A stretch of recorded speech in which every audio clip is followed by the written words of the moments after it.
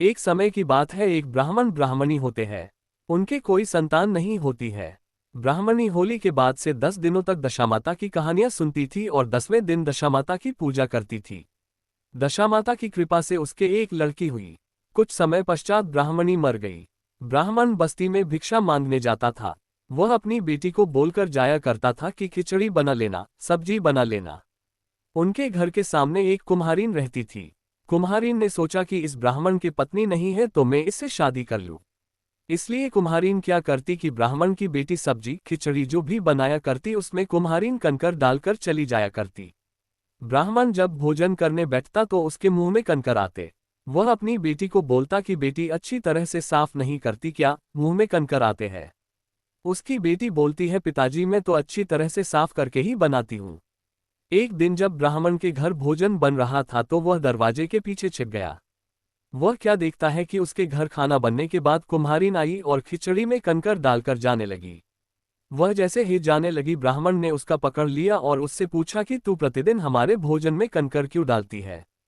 कुम्हारिन बोलती है कि मैं तुमसे शादी करना चाहती हूँ।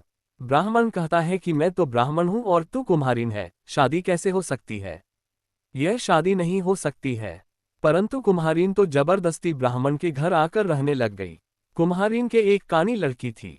ब्राह्मण की लड़की को कुम्हारिन खाने को पूरा नहीं देती थी, उसको मारती थी और उससे बहुत काम करवाती और बोलती थी कि सारे दिन बैठी रहती है, कुछ काम कर। और वह ब्राह्मण की लड़की को पास पड़ोस के गाय भैंस को जंगल में चराने भेज दिया करती। कुम्हारिन गोबर की रोटी बनाकर और उस पर थोड़ा सा आटा लगा देती और ये रोटी ब्राह्मण की लड़की को खाने के लिए देती थी। तो फिर वह लड़की भूखे मरती थी। वह लड़की दशामाता की दी हुई थी। तो एक दिन जब उधर से दशामाता पधारे तो उन्होंने उसकी ऐसी हालत देखी तो उन्हें उस पर बहुत दया आ गई। उन्होंने उसे एक डंडा दिया और बोले कि ये गाय के सींग पे मारना, तेरे खाना और पानी दोनों आ जाएगा। ब्राह्मण की लड़की प्रतिदिन जंगल में जाती और फिर खाना खा लेती और पानी पी लेती। इस प्रकार से करते करते ब्राह्मण की लड़की की हालत वापस सुधर गई। ब्राह्मण की लड़की की सुधरी हुई हालत देखकर कुम्हारिन को बहुत मिर्ची लगी। एक दिन सौतेली माँ ने अपनी कानी बेटी को भी उसके साथ जंगल भेजा। सौतेली माँ ने कानी को बोला कि तू देख कर आना कि इसको कौन खाना खिलता है जो इसकी हालत इतनी अच्छी हो गई। जंगल में कानी ने सब देख लिया। कानी आकर बताती है माँ इसके पास एक डंडा है, उसको गाय के एक सींग पर मारती है तो खाना आ जाता है और दूसरे सींग पर मारती है तो पानी आ जाता है। सौतेली माँ उस डंडे को चूल्हे में जला देती है। अब वापस वह भूखे मरने लग गई। ब्राह्मण की लड़की की सुधरी हुई हालत देखकर कुम्हारिन को बहुत मिर्ची लगी। एक दिन सौतेली माँ ने अपनी कानी बेटी को भी उसके साथ जंगल भेजा। सौतेली माँ ने कानी को बोला कि तू देख कर आना कि इसको कौन खाना खिलता है जो इसकी हालत इतनी अच्छी हो गई। जंगल में कानी ने सब देख लिया। कानी आकर बताती है माँ इसके पास एक डंडा है, उसको गाय के एक सींग पर मारती है तो खाना आ जाता है और दूसरे सींग पर मारती है तो पानी आ जाता है। सौतेली माँ उस डंडे को चूल्हे में जला देती है। अब वापस वह भूखे मरने लग गई। एक दिन ब्राह्मण की लड़की जंगल में बैठी हुई थी और एक सांप वासक राजा उसके पास से जा रहा था। सांप उसे बोला कि बेटा तू डरना मत, मुझे सपेरा पकड़ने आ रहा है, मैं यहाँ कुंडली मारकर बैठ जाता हूँ, तू मेरे ऊपर तेरी साड़ी ढक देना। सपेरा जब उधर आया तो उसने लड़की से पूछा कि इधर कोई सांप आया क्या। लड़की ने कहा कि इधर तो सांप नहीं आया। सांप लड़की से बहुत खुश हो गया। उसने कहा कि तेरे ऊपर कभी कोई मुसीबत आए तो मुझे याद करना। थोड़े ही दिनों में वह भूख के मारे बहुत ही कमजोर हो गई। दशामाता ने सोचा कि इस बार ऐसी वस्तु देती हूँ इसको जो हमेशा इसके पास रहे, नहीं तो ये भूख से मर जाएगी। तो इस बार दशामाता ने उसको वरदान दिया कि एक मुट्ठी खोलेगी तो खाना आ जाएगा और दूसरी मुट्ठी खोलेगी तो पानी आ जाएगा। एक दिन वह चैत्र महीने की धूप में गाय चरा रही थी। धूप और थकान के मारे जब उसने खाना खाया तो उसे वहीं नींद आ गई और वह मुट्ठी बंद करना भूल गई तो उसके पास खाने का ढेर हो गया और पानी का धोरा बहने लगा। उसी समय एक राजा वन में शिकार खेलने आए। उन्हें बहुत तेज प्यास लगी थी। वो ठंडा पानी राजा के पास से भी बह रहा था। राजा ने पानी पीकर अपनी प्यास बुझाए। राजा ने नौकरों को भेजा कि इस उजाड़ वन में कोई कुआं, बावड़ी, नदी कुछ भी नहीं है तो ऐसा ठंडा पानी कहाँ से आ रहा है, पता करो। नौकर जब देखने गए तो क्या देखते हैं कि एक लड़की सो रही है, उसके पास खाने का ढेर पड़ा है और उसके एक से पानी आ रहा है। घोड़े की पैरों की आवाज से वह जाग गई और मुट्ठी बंद कर दी। उसके मुट्ठी बंद करते ही वो सब खाना पानी गायब हो गया। राजा ने सोचा कि ऐसी लड़की से शादी करनी चाहिए। लड़की से इस बारे में पूछा तो उसने कहा कि मैं नहीं जानती, मेरे पिताजी करेंगे। राजा ने सेवकों को उसके पिताजी के पास भेजा कि इसके पिताजी को बोलना कि तुम्हारे को जितने रुपए पैसे चाहिए हो वो ले लो और तुम्हारी कन्या की शादी राजा से करा दो।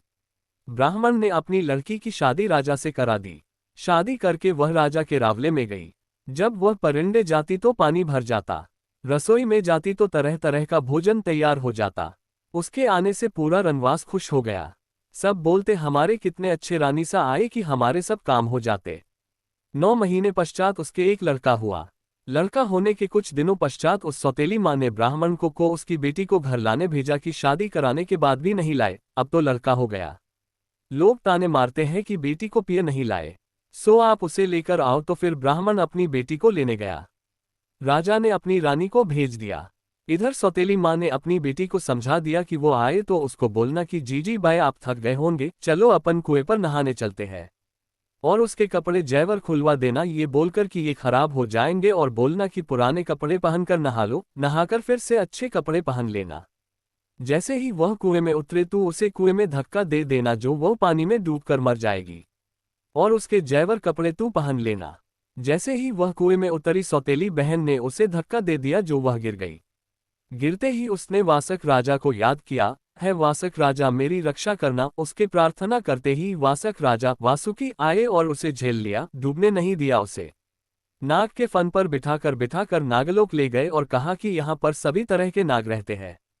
उन नागों में कई नाग तो 9 फन वाले हैं, सो तू जाकर बोलना 2 भाई सा नमस्कार, दादो भाई सा नमस्कार। नागों ने सोचा चलो अपने भी मृत्युलोक से एक बहन मिल गई। वह प्रतिदिन नागों के लिए कढ़ाई में ढेर सारा दूध गर्म करती, फिर दूध ठंडा करती और एक घंटी बजाती। घंटी बजते ही सभी नाग आकर दूध पी लेते। एक दिन रानी के सिर से घंटी हिल गई। उस समय दूध गर्म था। नाग आए, उन्होंने पिया तो उन सभी की जीभ जल गई। नागों ने सोचा कि आज इसने हमारी जीभ जलाए, आज शाम हम इसको खा जाएंगे। वासक राजा को पता चला तो उन्होंने रानी से कहा कि बेटा आज ऐसे बोलना कि आवो मारे खांडिया बांडिया वीर, वीर पैरावे दखनी बेशकीमती कपड़ा रोचीर चीर फाटे चढ़के, वीर फरे दल के। नागों ने सोचा अपनी बहन तो अच्छा आशीर्वाद दे रही है, आज इसको नहीं खाएंगे। उधर राजा अपनी रानी को लेने जब ब्राह्मण के घर गए तो कुम्हारी ने रानी के कपड़े और जैवर पहनाकर कानी को राजा के साथ भेज दिया। अब वह घूंघट नहीं हटाती, कहीं रावले में कोई उसकी शक्ल देख ना ले। दसियों ने उसे कहा रानी सा पंडेरे पधारो, तो उसने कहा क्या करूं पानी भरो। रानी सा रसोई में पधारो, तो उसने कहा क्या करूं खाना बनाओ।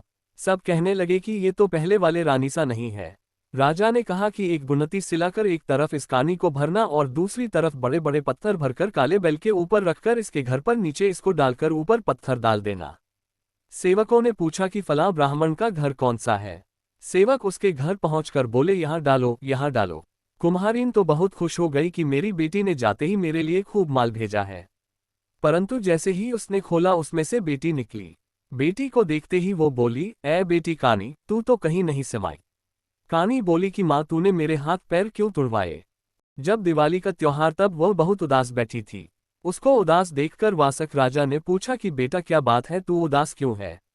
वह बोली कि दिवाली का त्योहार आया, कुंवर को कौन तैयार करे। वासक राजा ने कहा कि मैं पाइप पर लटक जाऊंगा और तू कमरे में चली जाना। वह कमरे में गई, कुंवर को दूध पिलाया। वासक राजा ने नए कड़े और कपड़े दिए, वो कुंवर को पहनाए। उसके काजल लगाया और दूध पिलाकर आ गई। जब रानी वहां गई थी तब राजा को नींद आ गई थी। राजा ने सुबह देखा कि कुंवर तो खेल रहा है, नए कड़े और कपड़े पहने हुए है।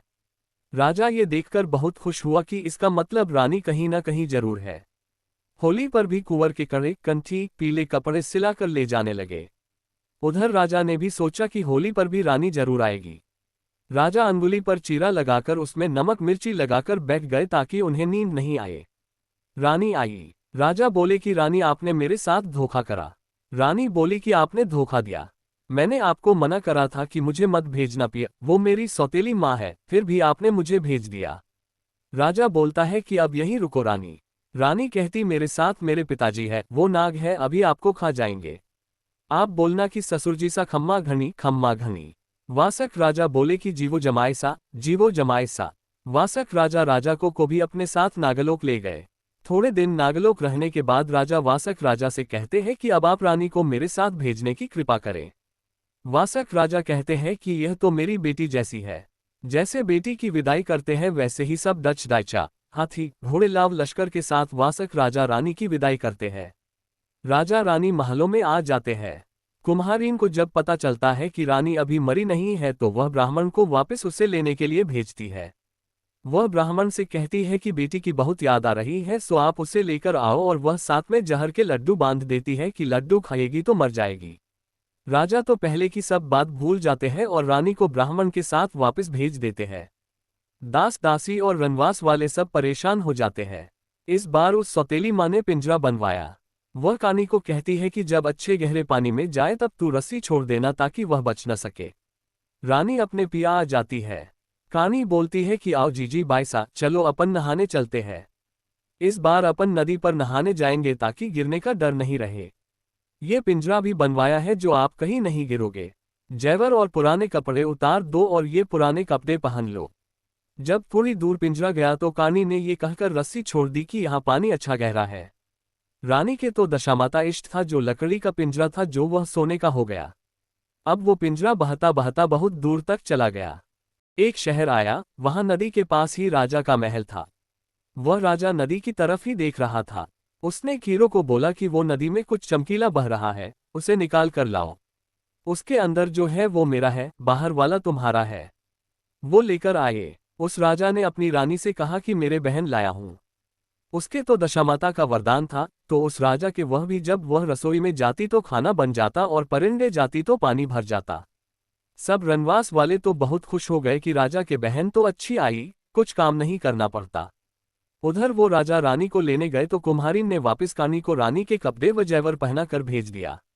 अब वह कानी बोलती नहीं थी तो राजा ने सोचा कि रानी नाराज हो रही होगी। राजा ने जब उसकी शक्ल देखी तो बोला कि यह तो वही कानी कुम्हारीन है।